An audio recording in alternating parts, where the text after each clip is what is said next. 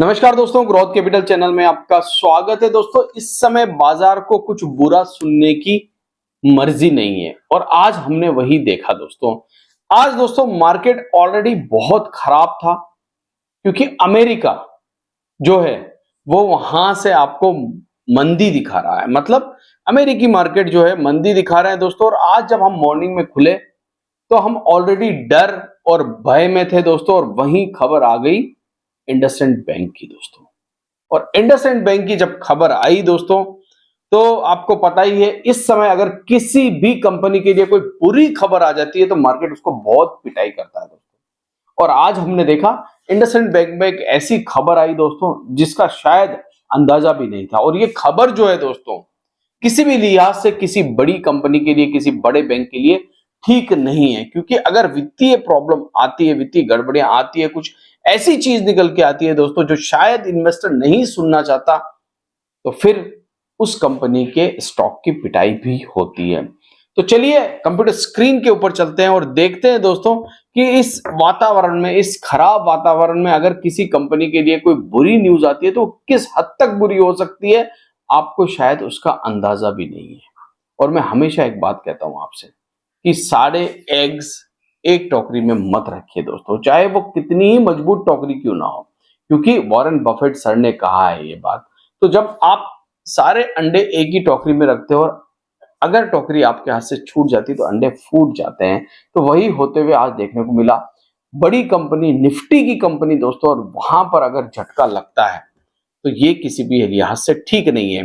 तो सबसे पहले दोस्तों डिस्क्लेमर देना चाहूंगा, किसी भी स्टॉक में बाय सेल कोई भी रिकमेंडेशन यहाँ पर नहीं है। वीडियो सिर्फ इंफॉर्मेशन और एजुकेशन पर्पस के लिए बनाया जा रहा है, तो आप इसे किसी प्रकार से कोई भी सलाह ना समझे। हिंदुजा ग्रुप की कंपनी दोस्तों और इंडसइंड बैंक, आज दोस्तों इस कंपनी के धराशायी होने का सिर्फ एक ही कारण था। हालांकि ग्रुप बहुत मजबूत है दोस्तों, मगर फिर भी दोस्तों मार्केट जब खराब होता है ना, और न्यूज अगर कोई बैड होती है तो उसको मार्केट पनिशमेंट जरूर करता है। और आज इंडसइंड बैंक को भी मार्केट ने बहुत ही ज्यादा पनिशमेंट किया।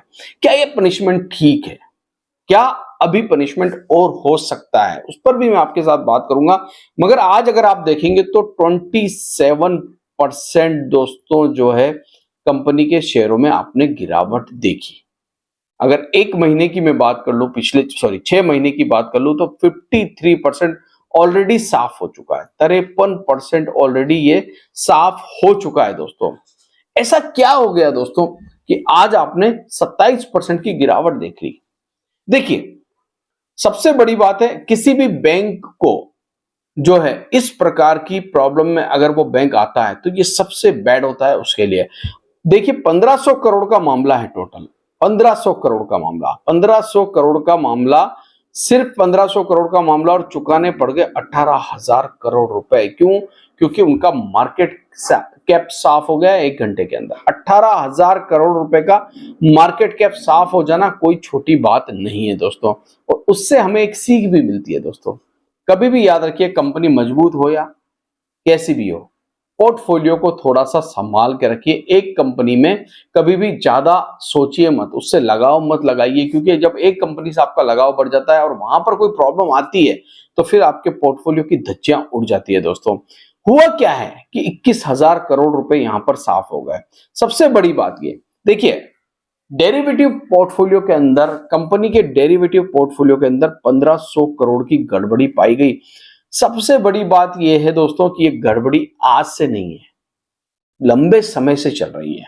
हालांकि देखिए, किसी ऑडिट कंपनी ने इसको नहीं पकड़ा है, किसी ऑडिटर ने नहीं पकड़ा है, अपने ही मैनेजमेंट ने नीचे पकड़ा है इसको। अपने ही मैनेजमेंट ने, खुद के मैनेजमेंट ने पकड़ा है कि हाँ, हमारे बैंक के अंदर ये 1500 करोड़ का डेरिवेटिव पोर्टफोलियो है जो गड़बड़ी में चल रहा है। मतलब एक चीज आप समझ लीजिए कि जो चीज आपके पास है ही नहीं, जी हाँ, मान लीजिए आपके पोर्टफोलियो में कोई स्टॉक है ही नहीं और आप सोच रहे हो मेरे पोर्टफोलियो में ये स्टॉक है, या आपके पास कोई संपत्ति है ही नहीं और आप अपनी लेजर में दिखा रहे हो मेरे पास ये संपत्ति है, आप अपनी बैलेंस शीट में दिखा रहे हो कि ये हमारे पास एसेट्स है, वो एसेट्स एक्चुअल में आपके पास है ही नहीं। वही हुआ है दोस्तों, 1500 करोड़ के एसेट। अब देखिए, मामला सिर्फ 1500 करोड़ का है। अपनी मान लीजिए इनके जो ओवरऑल पोर्टफोलियो उसका 2% भी नहीं है, मगर नुकसान 18,000 करोड़ का भुगतना पड़ गया दोस्तों आज।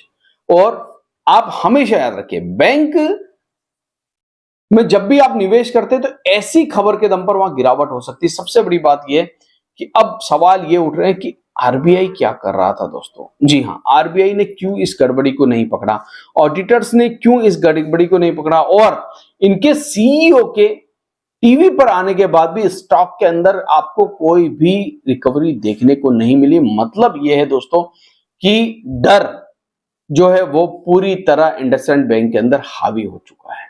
इन्वेस्टर डरे हुए हैं कि पता नहीं अब इसमें और क्या निकल के आ जाए। आपने यस बैंक देखा ही होगा दोस्तों, आज तक वो उभर नहीं पाया। हालांकि वहां प्रॉब्लम बहुत बड़ी थी, एनपीए हुए, जबरदस्त तरीके से लोन बांटे गए और वो लोन डूब गए। यहां पर ऐसी प्रॉब्लम नहीं, मगर फिर भी दोस्तों स्ट्रॉन्ग प्रमोटर है, ऐसा नहीं हिंदुजा ग्रुप बहुत स्ट्रॉन्ग है, सब कुछ स्ट्रॉन्ग है, मगर लोगों का भरोसा नहीं आ पा रहा है। देखिए अब बहुत सारी चीजें होगी। अभी तो आपने सिर्फ ये देखा है कि यहाँ पर 18,000 करोड़ रुपए मार्केट कैप साफ हो गया 1500 करोड़ की वजह से, मगर अब आरबीआई भी कुछ एक्शन लेगा, और भी चीजें होगी। सीईओ भी अपने इस्तीफे दे चुके हैं, नए सीईओ कौन आएंगे वो भी देखा जाएगा, सारी चीजें होगी। मतलब एक विश्वास जा चुका है, और ऐसा जब जब होता है दोस्तों उसका खामियाजा कंपनी को भुगतना ही पड़ता है। आज मार्केट ऑलरेडी भय में था, और उसके ऊपर ये जो खबर आई दोस्तों, इसने और भी इस कंपनी के शेयरों में बड़ी गिरावट पैदा कर दी। और यही हुआ दोस्तों कि निफ्टी में आपने प्रेशर भी देखा, बैंक निफ्टी में आपने प्रेशर देखा। अगर शायद प्रेशर नहीं होता, जिस प्रकार से आज मार्केट ने रिकवरी करी है, वो रिकवरी और अच्छी हो सकती थी दोस्तों, क्योंकि यूएस स्टॉक मार्केट के इतना जबरदस्त गिरने के बाद भी इंडियन स्टॉक मार्केट ग्रीन में बंद होने में कामयाब हुआ। फिलहाल हम देखते हैं दोस्तों कि इंडसइंड बैंक में आगे क्या होता है, मगर मेरी नजर में दोस्तों फिलहाल मुझे ऐसा लग रहा है कि अभी और भी चीजें निकल कर आ सकती है, इसीलिए थोड़ा सा कोशिश रहिएगा, संभल कर रहिएगा। बाकी किसी भी स्टॉक में कोई बाय सेल रिकमेंडेशन नहीं है दोस्तों, वीडियो सिर्फ इंफॉर्मेशन के लिए बनाया गया, एजुकेशन के लिए बनाया गया, तो प्लीज आप इसे लाइक जरूर कर दिया करें और चैनल को भी सब्सक्राइब कर लें। थैंक यू, धन्यवाद।